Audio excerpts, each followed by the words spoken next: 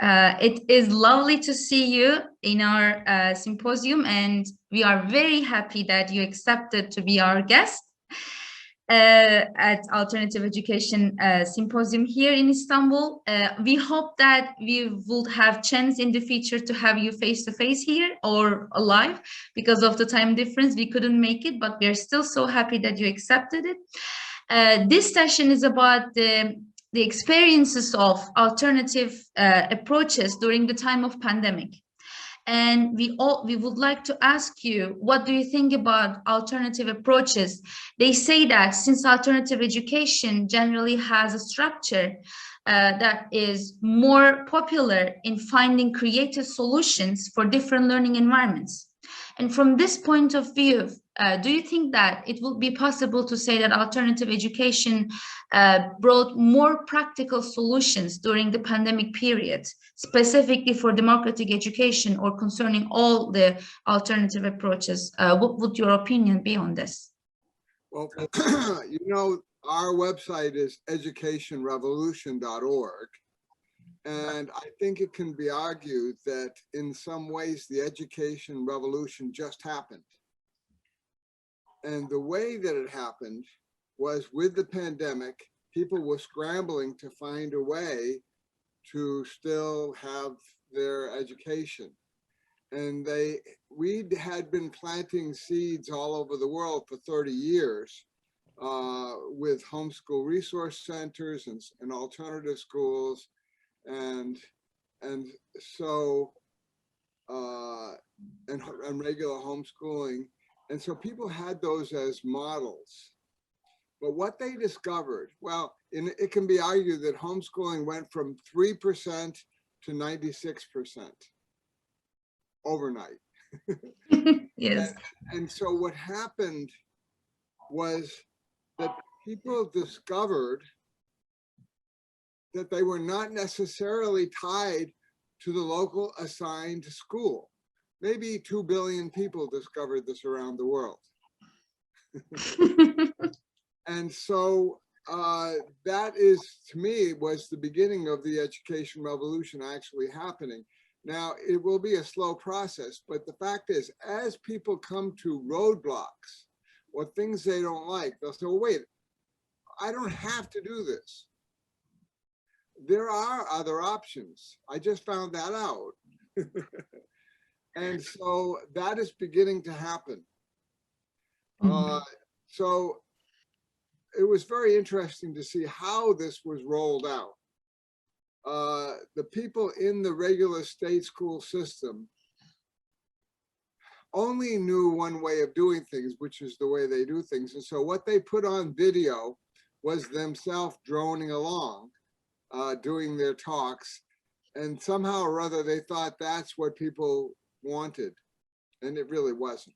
If you ask any student, 90% of them will say, what do you miss in school? And they would say, the other kids. But the teachers thought somehow they wanted to see them. And so they didn't do what they should have done, which could have saved them. They could have had some kind of Zoom with all the other students. Now, some of them did this, but most of them didn't. And in fact, when they made their presentations, the parents were kind of forced to sit next to the kids and see what the students had to face. And they said, gee, this is deadly boring. This is what you have to sit at and watch every day. Ah, interesting. And so what happened is there were a significant number of parents who decided not to send their kids back to that. And so homeschooling has at least tripled. And what's interesting is homeschooling by minorities has increased even more. And I think the reason is they previously hadn't realized they had options to get away from the racism that's kind of inherent in some of these systems. So that's another change that has taken place.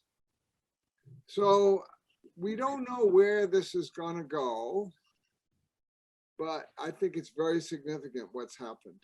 To bring the idea that there are alternatives other than the classroom, and having a teacher talking all day long, the rest is just listening. So students also, with the parents as well, they saw the opportunity to become the subject of their learning, like the leaders, the decision makers, having their comfort zone at home. Most of the times in the beginning, they saw it boring, but later on they decide, like they realize that I can do that. I can do it like on my own without the need of having someone else as an adult, like to guide me or to tell me what to do.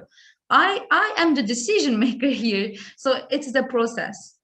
And another thing that happened is very interesting. Our schools generally did fine through the pandemic. And in fact, some of them really thrived because people discovered, hey, wait, there's an alternative in our community. I'm going to send my kid there. And so that happened in quite a few places. Very few of our schools closed, even during the pandemic's worst parts, because they were very flexible. They had meetings outside and so on. They did a lot of this. And local families knew or found out about this and sent their students. So that was another thing that was very interesting to see. Now, something else happened, and this is talked about a lot today. They're talking about student mental health. See, now before the pandemic, the students could compensate for the fact that school wasn't meeting their needs. But during the pandemic, when they couldn't see their friends as much and all that kind of thing, the support that they needed to survive tended to evaporate. And this, I believe, was brought on this so-called mental health crisis. So again, our schools have the solution to that. Not many, if any. I haven't actually discovered any of our schools that said, oh yeah, we had mental health crises with our students. No, I haven't seen this. And so we have, in a sense, the answer to this problem, which is schools that meet the needs of their students, that are learner-centered in approach, that support their interests, that help them accomplish their goals. And that's what our schools do. Yeah, instead of meeting the needs of the curriculum, meeting the needs of the students is the priority. That makes the difference, I guess. Right. Yeah. And so the problem is that the teachers and the parents have grown up in this system that tends to be self-perpetuating for no good reason. It seems to be all oriented toward keeping itself looking the same. For teachers, that may be because it's what they're used to. For parents, it's what they experienced, and they have come to believe that children are not natural learners and need to be forced to learn. People in our system know that children are natural learners and don't need to be forced to learn. Not only that, but if you force them to learn things they're not interested in, you tend to extinguish that natural ability to learn. Exactly. So just forcing creates another barrier if you just tell them what to do or what they need. In the conventional education system, there is no space for them to think about what they actually need. So that creates the problem, maybe. Well, they weren't trained to do that. They have no idea how to do that. That's not how teacher training works. In fact, at my school, we considered teacher training to be a negative qualification. If somebody had that, we had to try to overcome it. Yeah. Yeah. And I remember, I guess it was one of our conferences, I was listening to one of the keynote speakers. It was and also in Summerhill online meeting, as far as I remember, it was being discussed that the childhood has become a resume preparation period focused on becoming an adult. How do you evaluate the impact of this on children's childhood and later adulthood in terms of their mental health? Like we already mentioned that, but it really has become a resume preparation period, the childhood, from the conventional education's point of view, of course. And what makes it different during the pandemic period, they were always afraid of having free times, because they were not prepared to schedule their own time. The conventional education schedules everything, including the break times. So having an online education and freedom to manage your own time created the fear. And what do you think about that? Well, of course, that's true, because the teachers and the parents haven't experienced this, and in fact, older students. So it isn't until you get children about 12, 13 years old that they say, oh yes, but how can you learn? Younger students, they get it immediately. You know what an elevator speech is? Well, if you have something you want to tell somebody in the elevator, well, I literally did this in an elevator. I was on my way to a conference, an IDEC, International Democratic Education Conference, and I was at the airport and in an elevator, and I think I had a shirt like this on, and the mother was there with her something like 9-year-old, and she said, so what do you do? And I said, well, we network educational alternatives around the world, you know, and promote learner-centered education. And the kid said to me, yeah, but what do you really do? And I said, well, we try to help start schools where the children don't have to go to classes. If they want to, they can go what they're interested in, and all the decisions are made by a democratic vote. He said, sign me up. Oh. So literally 10 seconds. The kids know. They know it makes perfect sense to them when they're younger. It's interesting. Again, people get separated from reality. And so I've had people say, oh yes, but I have really young kids and I can't, that wouldn't work. I said, well, I'll tell you what. At one point, one of the schools, we have an online course for people who want to start new alternative schools. Mm-hmm. And one of those schools invited me to go to New Jersey to demonstrate democratic process. And I started driving over there, and then I thought to myself, oh, wait a minute. The oldest kid in that school is 5 years old. I don't think this is probably not going to work. I'm going to have to give them the agenda and all that kind of stuff. And I got there and I'm walking in the door and one of the kids is yelling, "Mommy!" And I'm thinking, oh no, you know. And we sit around a table. And the other kids are sitting there, the 3, 4, 5-year-olds. And I said, so I'm going to demonstrate a democratic meeting. Now, there are two main purposes for a meeting. One is to come up with good ideas for the school, or the other is to deal with problems in the school. Every hand went up. Boom, just like that. And a 4-year-old said that she had heard that there was a substance in chocolate that was like caffeine, and maybe it wouldn't be a good idea for kids to have chocolate in the afternoon. We had a discussion about it and people agreed that was a good idea, and so that was passed. Another 4-year-old said that he had heard, that he had seen that some of the kids who were sick still went outside. He didn't think this was a good idea. He thought it was not very healthy. So they discussed this and they passed that if you have a cold, you can't go out in the cold. Okay. the point is, they did not have to be helped with their curriculum. It was perfectly natural. It made total sense to them. Yeah. Yeah. And if you just tell them the processes of decision making, separate them into steps and try to teach them like presentation, it won't work. It just happens naturally. And they just...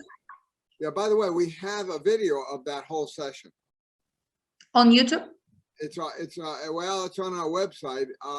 You may need a password. So if people want to write to me through our website, educationrevolution.org, I can give you the password to be able to take a look at it, and you'll actually see all this happening. Wow. I would love to see that, and I will definitely write to you. We call it preschool democracy. Excellent step to start. And most of the educators, they also, I think, should experience alternative education as learners, because most of them are coming from the conventional education, but just like as part in their life, they find the good way of alternative education. So they are trying to do their best to learn it, but also they need to experience it as learners from the perspective of equality in the learning environment, because sometimes it can be hard for them to really understand what's going on in later ages, as you also suggested previously. What do you think about that? How we can help teachers, educators to also become a part of this alternative education as learners? Well, I've noticed a problem with the students in some cases. For whatever reasons, they wind up in an alternative school, but they don't necessarily appreciate the philosophical difference. It's mostly, oh my God, I can do what I want, thank God. And they feel like they're getting away with something. They've already been programmed to believe that learning has to be painful. Now, to how you unprogram or reprogram or change adults and parents to understand this is very difficult. And from the example that I gave you, I mean, I've demonstrated democratic process all over the world. And yet there I was driving to New Jersey thinking I was going to have to come up with the agenda. So you must, if you're an adult, continuously fight against your own programming. Once you realize that you're not going to really overcome it. Yeah, definitely. And now, since after pandemic, everybody realized that the world is becoming even more globalized than ever. Connecting with someone else from like the overseas is easier, as we are doing currently. And maybe by using this opportunity, teachers can have different experiences on that to reprogram themselves or to fight against their programmed version. To connect with the different ideas and to change their experience as well, connected to alternative education. If you have any suggestions, any examples, or any movement other than that you mentioned, what happened during the pandemic, if there was any difficult moment, like mentioned to you, or the easiest way to adapt the online system and alternative ways, because there was also time that we were all in lockdown and we couldn't have the chance to meet outside, but only on Zoom. Sometimes, even though it is their free time during Zoom to have meetings, sometimes kids also got bored because of sitting in front of the computer, even though they are engaging themselves with something. Well, as I said, most of our schools didn't do this, and so I've actually visited some of our schools during the pandemic and did various things, taught them table tennis and stuff like that. And so I think that so for many of our schools, that wasn't a problem. What's interesting is that this reminds me of an experience that I had, because you see, we have to overcome our prejudices in various ways. Now, I know that there are people who homeschool who come from religious backgrounds, and the parents are basically homeschooling to kind of propagandize them in a certain religious approach. I remember once I was in a train And there was a kid there, and I saw him, and he was talking. He had no problem talking with the adults and had nice interaction. But when I got to talk to him, I discovered that he was a religious homeschooler. So I had to ask him a couple of questions because, again, I think, well, that's not really going to work as well as whatever. And so I said, so what do your parents think about evolution? And he gave me a very stock answer. God would not have, okay, fine. Mm-hmm. But about 5 minutes later, he said to me, but you know, I really have studied this carefully, and I've come to the conclusion there is evolution within a species. Well, he was already beyond the pale. You know, he didn't realize that he was thinking for himself, and the parents had created a monster without realizing it. Not really. They had actually created a thinking human being, or helped him regain that, because just the fact that you're homeschooling, even if you're trying to propagandize something, you're still treating the student as a learner, as someone you expect to be learning, even in your little school of 2 or 3 or whatever, you see. Mm-hmm. So that was very eye-opening to me, and I've come across a lot of formerly religious homeschoolers who are working very independently in their learning. Well, that was a good moment, good experience, I guess. If you would like to add anything, if you have any message to the participants, we would like to hear before we finish the session. Well, I think that it's really important that you realize that you have to continuously fight against the way you were educated, unless you're one of the very small minority of people who are the result of this system and the products of it, so to speak.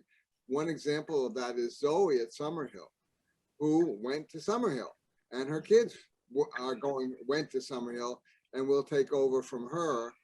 And so that's the reason, I think, why Summerhill is continuing to go after 100 years. They're celebrating the 100th anniversary.